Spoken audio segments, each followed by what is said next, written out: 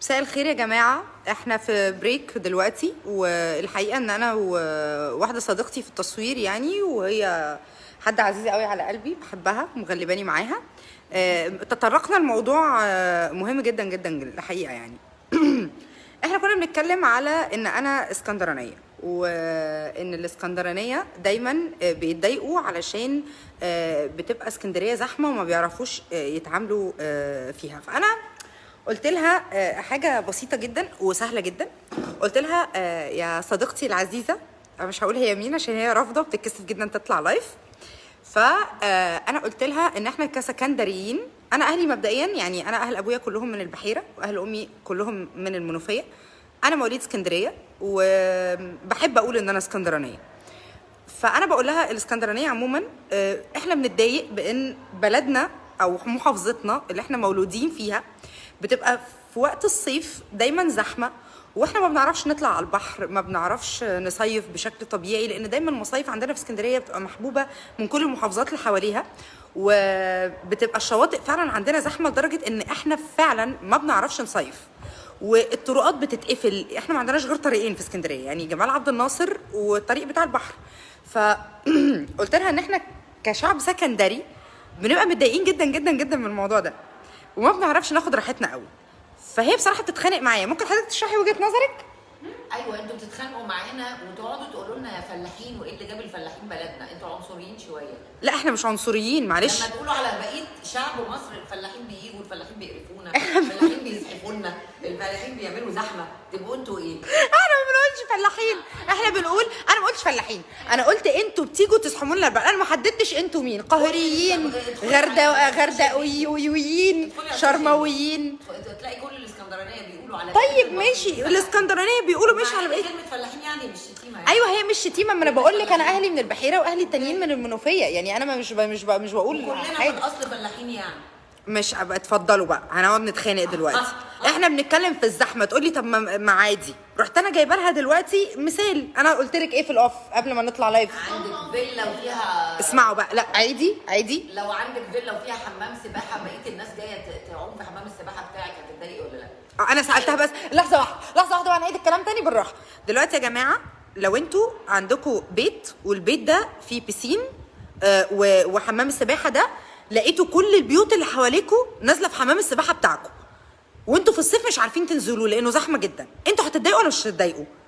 لحظه واحده لو سمحتي، ما تاثريش على راي الناس. في فرق بين الملكيه الشخصيه كده، الملكيه والملكيه العامه. اسكندريه بلد في مصر، واحنا مصريين كلنا. الله، ما تنزلوا في حته ثانيه، اشمعنى اسكندريه اللي جايين تزحموها؟ بحب اسكندريه. ما انتوا لو اتوزعتوا على بقيه محافظات مصر، السكندرانيين هيعرفوا ايه اللي انا بقوله ده.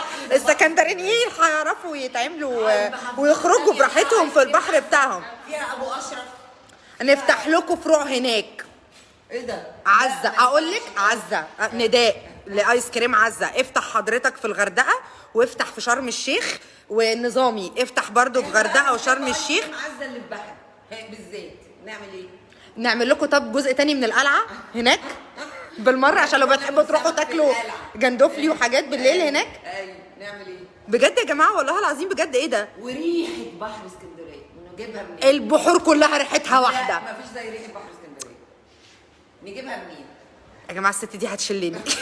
بنحب اسكندريه. طب اعمل ايه؟ والله بجد اعمل ايه؟ نروح اسكندريه. ايه الغلاسه دي؟ ما تجوش عندنا، انا مش عايزين نصيف. نروح اسكندريه يا جماعه والله العظيم حرام. اتوزعوا يا جماعه، يعني بلاش الضغط يبقى على اسكندريه جامد. طب اقول لكم على حاجه، تعالوا نقسم ال3 شهور. نقسم ال3 شهور. ايه ده اللي نقسم؟ هقول لك احنا هنديكوا 8 و9 حلوين، بيبقوا حر. سيبوا لنا شهر 7. لا ما احنا اسفين. 7 بس. 7 نعمل فيه ايه؟ بيبقى في امتحانات ثانويه عامه، ده احنا اللي هنتعسف. طيب احنا، انا ما عنديش حد عنده ثانويه عامه اروح. يعني انا بخدمها وبقول لها خلاص احنا هنسيب لكم انتوا 8 و9 وادونا 7، حتى 7 طمعانه فيه. ايوه اسكندريه. الله، الواحد بيصحى من النوم يقول ايه؟ اما اروح اكل اكله سمك في اسكندريه وارجع. بتحصل يا جماعه. بنصحى من النوم نقول هنروح ناكل اكله سمك وناخد ايس كريم عزه وتننا راجعين. طب والاسكندرانيه ما لهمش نفس يعني يستمتعوا بالبحر؟ يا سلام، ما يروحوا يومي برضه يصحوا من النوم يقولوا يلا. ما انتوا بتبقوا زاحمين كل ايام الاسبوع. نروح الهرم، زاحمين كل ايام الاسبوع. طب هنعمل لكم فرع تاني من اسكندريه جنب شرم الشيخ. يعني احنا لما انتوا تروحوا الهرم يا اسكندرانيه نقول لكم ايه اللي جايبكم الهرم؟ انتوا بتهزروا. طب والنبي اقول لها ايه دي؟ هلا مين ربح بالاخر؟ مين ربح بالاخر ايه؟ تعالي بصوا اللبنانيات حشرت معانا في الحوار. تعالي هنا، انت رايحه فين؟ تعالي اقعدي هنا. لا عن جد مين ربح بالاخر؟ مفيش حد ربح، احنا قاعدين لسه بنتناقش. انتوا عندكم في لبنان، طب يا رنين دلوقتي انتوا عندكم في لبنان اماكن فيها مصايف بيجوا عليكم من دول تانية يسحموها لكم، صح؟ مش من دول تانية، من يعني من مدن. ايه ما نحن لبنان صغير. لبنان صغيره هي كمان زي اسكندريه. يعني احنا غلابه اهو. لبنان على ليه؟ بعضها قد اسكندريه. انا مع ايتن شو ما تقول ما بقدر صراحه. صاحبتي يعني صاحبتي في إذا وحبيبتي والوسايط وسايط. والقصه كلها هون فما خلاص قالت لك فما على طول اهو. إيه. ادام فما يبقى خلصت كده على طول. امرأة وحيدة. معلش. امراه وحيده. مشروع تخرجها اسمه امراه وحيده. قولي يا رنين، كان مشروع التخرج بتاعك كان اسمه ايه؟ امرأة وحيدة. امراه وحيده. انا كده اما اتدلع خنف على راس ور البابي. ايتن قولي لهم بس ضيعك شو بيصير. ايه؟ بس ضيعك. بصوا رنين يا جماعه من الناس والله العظيم ثلاثه اللي طول الوقت بتشوفني فين في اللوكيشن وبتجري تيشيرت ورايا. الحمراء. انا عندي دايما تيشيرت حمراء بلبسها في التصوير. هي بتبقى داخله بتدور فين التيشيرت الاحمر وتمشي وراه، ولما بغيب بس تعالي هنا شايفاكي، تعالي اقعدي هنا. هجيبها لكم دلوقتي. انتوا كل ده مش عارفه مين اللي بتتكلم معايا المصريه طبعا. مش عارفين ها؟ طب انا عايزاكم تخمنوا، اوكي؟ اتكلمي كده شويه. امراه وحيده. لا اتكلمي مصري عشان يعرفوكي. لا غير. ها؟ طب انا مشروع تخرجي كان روميو وجانيت على فكره. روميو وجانيت. بتاع جانوي. جون ونوي كان اسمه. هو روميو وجولييت ولا روميو وجانيت؟ جانيت. جانيت. روميو وجانيت. طب وفين روميو وجولييت؟ روميو وجانيت دي بقى شكل. دي حاجة تانية؟ هما اتنين؟ شكسبير وجانانوي؟ بقول لكم ايه، عندنا بقى سلوى كانت قاعدة واحدة صاحبتنا تانية يعني بتقول لنا ايه، بتقول لنا انا في الحاجات كان عندي مشروع قولي كده تاني. جان انوي. فقلت لها ده جان انوي ده اللي هو مين؟ اللي هو جانانوي يعني، اللي احنا كان بنقول عليه جانانوي. طبعا في بصوا تخلف في النطق عندنا. انا كنت لحد وقت قريب يعني. خلاص بعد المقارنه. خلاص يا جماعه انا شايفه ان اللبنانيين دلوقتي قرروا يجوا لنا على اسكندريه علشان من كتر ما احنا بنتكلم عليها وقد ايه حلوه والناس كلها بتحبها. خلاص رنين قررت ان هي تيجي تزور اسكندريه.